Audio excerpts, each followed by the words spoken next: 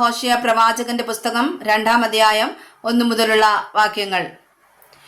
നിങ്ങളുടെ സഹോദരന്മാർക്ക് അമ്മി എന്റെ ജനം എന്നും നിങ്ങളുടെ സഹോദരിമാർക്ക് രൂപമ കരുണ ലഭിച്ചവൾ എന്നും പേർ വിളിപ്പിൻ. വ്യവഹരിപ്പിൻ, നിങ്ങളുടെ അമ്മയോട് വ്യവഹരിപ്പിൻ. അവൾ എൻ്റെ ഭാര്യയല്ല, ഞാൻ അവളുടെ ഭർത്താവുമല്ല. അവൾ പരസംഗം മുഖത്തു നിന്നും വ്യഭിചാരം മുലകളുടെ നടുവിൽ നിന്നും നീക്കിക്കളയട്ടെ. അല്ലെങ്കിൽ ഞാൻ അവളെ വസ്ത്രം അഴിച്ച് നഗ്നയാക്കി ജനിച്ച ദിവസത്തിലെ പോലെ നിർത്തുകയും അവളെ മരുഭൂമിയും വരണ്ട നിലവും പോലെ ആക്കി ദാഹം കൊണ്ട് മരിപ്പിക്കുകയും ചെയ്യും. ഞാൻ അവളുടെ മക്കളോട് കരുണ കാണിക്കുകയില്ല. അവർ പരസംഗത്തിൽ ജനിച്ച മക്കളല്ലോ. അവരുടെ അമ്മ പരസംഗം ചെയ്തു, അവരെ പ്രസവിച്ചവൾ ലജ്ഞ പ്രവർത്തിച്ചു. എനിക്ക് അപ്പവും വെള്ളവും ആട്ടുരോമവും ക്ഷണവും എണ്ണയും പാനീയവും തരുന്ന എൻ്റെ ജാരന്മാരുടെ പിന്നാലെ ഞാൻ പോകുമെന്ന് പറഞ്ഞുവല്ലോ. അതുകൊണ്ട് ഞാൻ നിന്റെ വഴിയെ മുള്ളുകൊണ്ട് വേലികെട്ടി അടയ്ക്കും. അവൾ തൻ്റെ പാതകളെ കണ്ടെത്താതെ വണ്ണം ഞാനൊരു മതിൽ ഉണ്ടാക്കും. അവൾ ജാരന്മാരെ പിന്തുടരും എങ്കിലും അവരോട് ഒപ്പം എത്തുകയില്ല. അവൾ അവരെ അന്വേഷിക്കും, കണ്ടെത്തുകയില്ലതാനും. അപ്പോൾ അവൾ, ഞാൻ എൻ്റെ ആദ്യത്തെ ഭർത്താവിൻ്റെ അടുക്കൽ മടങ്ങിപ്പോകും. ഇന്നത്തേക്കാൾ അന്ന് എനിക്ക് ഏറെ നന്നായിരുന്നുവല്ലോ എന്ന് പറയും. അവൾക്ക് ധാന്യവും വീഞ്ഞും എണ്ണയും നൽകിയതും ബാലിനു വേണ്ടി ഉപയോഗിച്ച അവളുടെ വെള്ളിയും പൊന്നും വർദ്ധിപ്പിച്ചതും ഞാൻ എന്ന് അവൾ അറിഞ്ഞില്ല.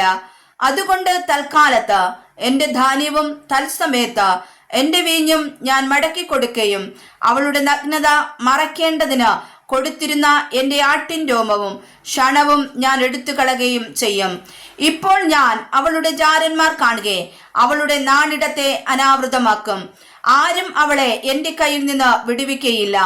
ഞാൻ അവളുടെ സകല സന്തോഷവും ഉത്സവങ്ങളും അമാവാസികളും സബത്തുകളും അവളുടെ വിശേഷ ദിവസങ്ങളും എല്ലാം ഇല്ലാതെയാക്കും. ഇത് എൻ്റെ ജാരന്മാർ എനിക്ക് തന്ന സമ്മാനങ്ങൾ എന്ന് അവൾ പറഞ്ഞ മുന്തിരിവള്ളികളെയും അത്തിവൃക്ഷങ്ങളെയും ഞാൻ നശിപ്പിച്ചു കാടാക്കും. കാട്ടുമൃഗങ്ങൾ അവയെ തിന്നുകളയും. അവൾ ബാൽ വിഗ്രഹങ്ങൾക്ക് ധൂപം കാണിച്ച് കുണുക്കും ആഭരണങ്ങളും കൊണ്ട് തന്നെ അലങ്കരിച്ച് തന്റെ ജാരന്മാരെ പിന്തുടർന്ന് എന്നെ മറന്നുകളഞ്ഞ നാളുകളെ ഞാൻ അവളോട് സന്ദർശിക്കുമെന്ന് യഹോവയുടെ അരുളപ്പാട്. അതുകൊണ്ട് ഞാൻ അവളെ വശീകരിച്ച് മരുഭൂമിയിൽ കൊണ്ടുചെന്ന് അവളോട് കൃത്യമായി സംസാരിക്കും. അവിടെ നിന്ന് ഞാൻ അവൾക്ക് മുന്തിരിത്തോട്ടങ്ങളുടെയും പ്രത്യാശയുടെ വാതിലായി ആഖോർ താഴ്വരയെയും കൊടുക്കും. അവൾ അവിടെ അവളുടെ യൗവനകാലത്തിലെന്ന പോലെയും അവൾ മിസ്രയീം ദേശത്തു നിന്ന് പുറപ്പെട്ടു വന്ന നാളിലെന്ന പോലെയും വിധേയയാകും. അന്നാളിൽ നീ എന്നെ ബാലി ഉടയവനെ എന്നല്ല ഈശി ഭർത്താവേ എന്ന് വിളിക്കും എന്ന് യഹോവയുടെ അരുളപ്പാട്. ഞാൻ ബാൽ വിഗ്രഹങ്ങളുടെ പേരുകളെ അവളുടെ വായിൽ നിന്ന് നീക്കിക്കളയും. ഇനി ആരും അവയെ പേർ ചൊല്ലി സ്മരിക്കുകയുമില്ല. അന്നാളിൽ ഞാൻ അവൾക്ക് വേണ്ടി കാട്ടിലെ മൃഗങ്ങളോടും ആകാശത്തിലെ പക്ഷികളോടും നിലത്തിലെ ഇഴജാതികളോടും ഒരു നിയമം ചെയ്യും. ഞാൻ വില്ലും വാളും യുദ്ധവും ഭൂമിയിൽ നിന്ന് നീക്കി അവരെ നിർഭയം വസിക്കുമാറാക്കും. ഞാൻ നിന്നെ സദാകാലത്തേക്കും എനിക്ക് വിവാഹത്തിന് നിശ്ചയിക്കും.